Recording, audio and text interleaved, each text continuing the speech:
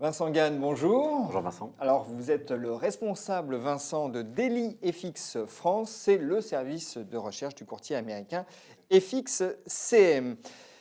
Vincent, la grande question, c'est le Brexit ou le Remain. Tout dépend du résultat. Le référendum donc sur le maintien du Royaume-Uni dans l'Union européenne approche à grands pas et la tension monte. En témoigne la très forte volatilité sur la livre sterling.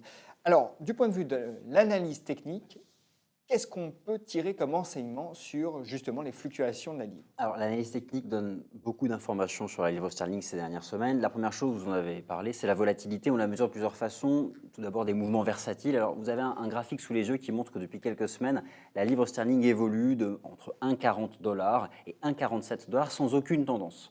Alors elle monte une semaine, puis elle rebaisse la semaine d'après, elle balaye un canal.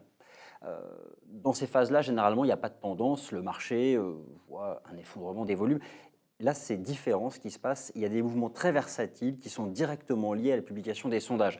Oubliez les fondamentaux classiques de la livre sterling, la Banque d'Angleterre, les différents statistiques britanniques. La livre sterling, c'est presque un coefficient de corrélation égal à 1 avec la publication des sondages. Donc déjà là, il y a un risque de marché puisqu'il n'y a pas de tendance, mais il y a du volume, c'est versatile. Et d'autre part, lorsqu'on se projette sur les anticipations de volatilité, on parle de volatilité implicite, sachez qu'on dépasse le niveau de la volatilité implicite avant le référendum sur la sortie de l'Écosse du Royaume-Uni. Donc, actuellement, la tension est très forte sur la livre sterling. Donc pas touche. Pas touche à la livre sterling, c'est un risque de marché à ne pas prendre.